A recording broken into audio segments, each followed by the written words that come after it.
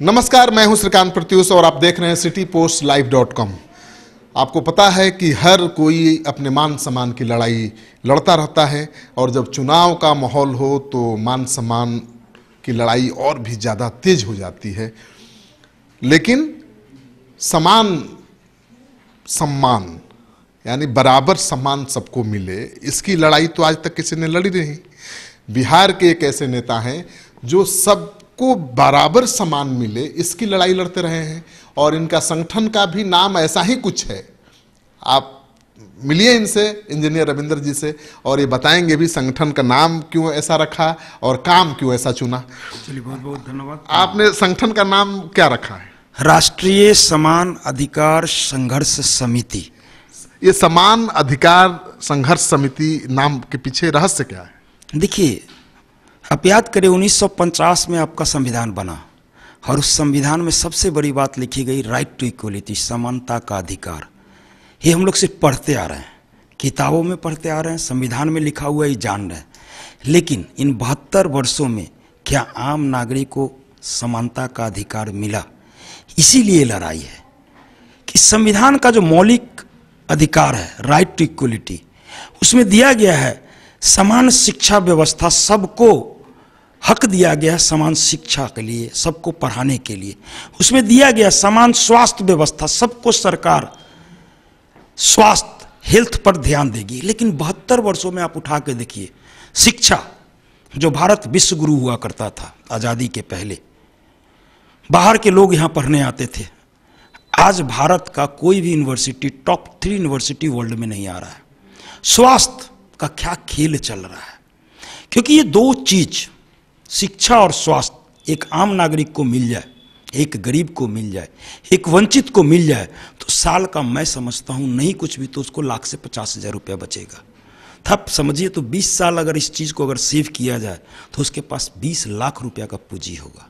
और उस 20 लाख रुपया से सरकार अगर नौकरी नहीं दे पाती है तो जो स्वरोजगार कहती है वो स्वरोजगार हो सकता है। तो ये राष्ट्रीय समान अधिकार, ये हमने यात्रा, ये करीब हम 1.5-2 साल से काम को कर रहे हैं, लेकिन प्रॉपर इसको एक मिशन मोड में हमने, जब सुप्रीम कोर्ट ने एक आदेश दिया SC/ST एक्ट पर, बड़ा न्यायप्रिय आदेश दिया, क्योंकि देखा गया था उसमें 90% केस फर्जी होते हैं, इसलिए सुप्रीम कोर्ट ने एक न्यायप्रिय आदेश दिया कि 7 दिन समय सीमा की, एक 7 दिन के अंदर एक DSP रैंक से जांच करा करके अगर वो गलत है तो उसको सजा किया जाए, उसके ऊपर केस चले।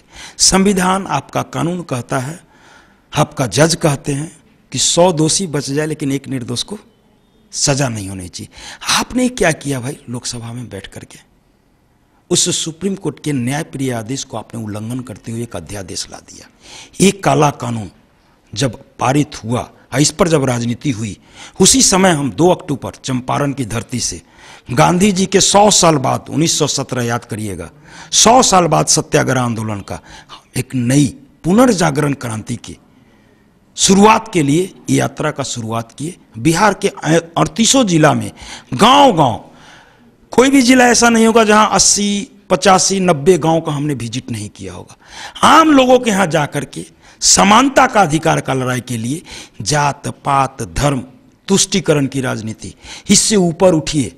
ये राजनीतिक लोग जैसे गोरे अंग्रेज राज करते थे, वो तो धर्म में बांटे थे हिंदू मुस्लिम, ये काले अंग्रेज जो है ना, टुकड़े टुकड़े में हमें बांट दिए, जातियों में बांट दिया। जी, इस टुकड़े टुकड़े से उठिए, समानता का अधिकार लीजिए, जो हमारा संविधान में मौलिक अधिकार दिया गया है, आप दो, नहीं तो आपकी ये राजनीति आने वाले समय में नहीं चलेगी। और बिहार तो क्रांति का जगह है सर, जयप्रकाश नारायण जी भी यहीं से क्रांति किए थे।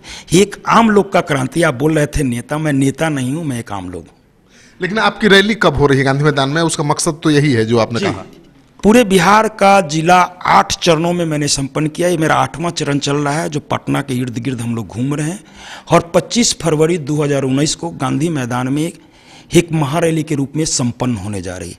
और इस महारैली में सबसे अद्भुत बात मैं बताता हूं, जितनी पॉलिटिकल पार्टियां रैली करती है, उनके प्रखंड पंचायत स्तर के अध्यक्ष हैं, वहां पर आप जानते हैं किस तरीके से होती है, गाड़ी घोड़ा ट्रक। ये आम लोग खुद चल के आ रहे हैं, इसमें किसी तरीके का मोबिलाइजेशन है, सिर्फ हम जाके जगाए हैं। अगर ये जग गए 25 फरवरी जो लग रहा है अभी तक, जिस तरीके से लोगों का फीडबैक है, तो एक नया इतिहास रचेगा और भारत की, बिहार की राजनीति की एक नई दिशा और दशा देगा। किसका साथ देंगे आप चुनाव में? मैं समझता हूं सर, अभी तक मुझे ऐसी कोई पार्टी नहीं दिखाई दे रही है कि जिसका साथ दिया जा सकती है, लेकिन अभी तुरंत चुनाव है, तो इस पर जो हमारे कुछ मुद्दे हैं जो हम 25 तारीख को अनाउंसमेंट करेंगे, जैसे SC/ST सुप्रीम कोर्ट के आदेशानुसार जो लॉ सुप्रीम कोर्ट ने दिया था, उसके आदेशानुसार ये लॉ का चलना चाहिए भारतवर्ष में, जो इन्होंने उल्लंघन किया है उसको जो मानेगा।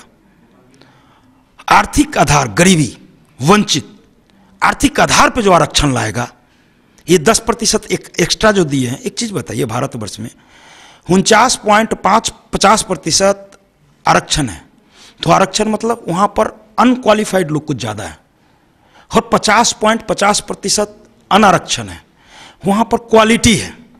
तो एक क्वालिटी के लोग और थोड़ा कम क्वालिटी के लोग दोनों मिलकर एक बैलेंसिंग बना हुआ है, और इस बैलेंसिंग की वजह से 72 वर्षों से भारतवर्ष चल रही है, प्रोग्रेस कर रही है।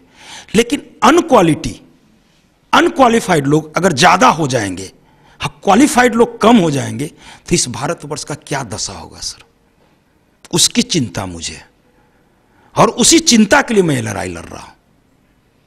तो आप पूरी तरह से आश्वस्त है कि आपकी जो मुहिम रंग ला रही है? देखिए, महात्मा गांधी भी अकेले चले थे, जयप्रकाश नारायण भी अकेले चले थे, और इस पूरे संसार में उठा के देखिए जितनी क्रांति हुई है, लोग अकेले चला, धीरे धीरे कर्मा बनते गया। महात्मा गांधी 1917 से लड़ना चालू किए, 1947 में भारतवर्ष आज़ाद हुई, 30 वर्ष। और आज तो मॉडर्न युग है, आप लोगों का युग है, डिजिटल इंडिया का युग है, इलेक्ट्रॉनिक्स का युग है, फेसबुक, व्हाट्सएप, सोशल मीडिया का युग है। अब 30 वर्ष नहीं लगेगा, बहुत कम समय में क्रांति आ जाएगी। लेकिन आपकी पार्टी कुछ लोगों को चुनाव में उतारेगी भी, वो तो आना पड़ेगा बदलाव चाहिए। 2019 में हम लोग प्रयोग करेंगे, और खास करके रामविलास जी के विरुद्ध में प्रयोग करेंगे, और उनकी पार्टी के विरुद्ध में प्रयोग करेंगे।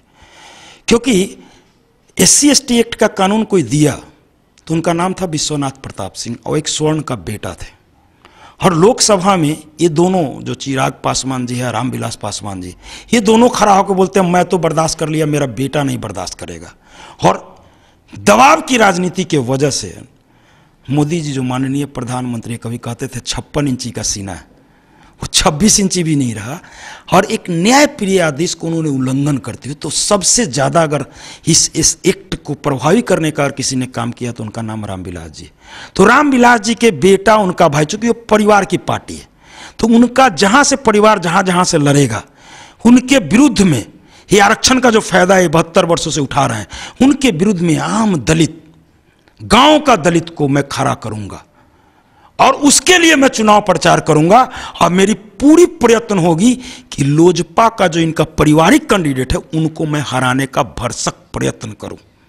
ये मेरा संदेश होगा पूरे समाज को, कि एक आम नागरिक को उठाओ ना, आम दलित को ऊपर लेके आओ ना। रामविलास जी आज तक आम कौन सा दलित को आप टिकट दिए? देखिए, बाप, बेटा, भाई, ये गलत प्रथा है, इसका मैं विरोध करूंगा। तो आपने सुन लिया इंजीनियर रविंद्र कुमार की क्या बड़ी योजना है। जी हाँ, रामविलास पासवान के पूरे परिवार को चुनाव में हराना, और इसके लिए क्या रणनीति होगी इसका भी खुलासा इन्होंने कर दिया है। वैसे रामविलास पासवान केवल इनके निशाने पर ही नहीं है, बल्कि वो लालू यादव के भी निशाने पर हैं। लालू यादव की भी कोशिश यही है कि रामविलास पासवान और उनकी फैमिली जहाँ से भी चुनाव लड़े, सभी सीटों पर उनकी शिकस्त हो, और इसके लिए जोर शोर से रणनीति बनाने में जुटे हुए हैं। लेकिन रविंद्र जी ने इसको अपना मुहिम बनाकर लालू यादव की मुश्किल भी आसान कर दी है, और दूसरी तरफ पासवान की मुश्किल बढ़ा दी है। आपको इनके दावे में दम दिखे तो इस वीडियो को खूब शेयर करिए। अगर आपने अब तक हमारा यूट्यूब चैनल सब्सक्राइब नहीं किया है तो कर लीजिए। आप इस कार्यक्रम को हमारे PTN न्यूज़ चैनल पर भी देख सकते हैं। सहयोग समर्थन के लिए बहुत बहुत आभार। नमस्कार।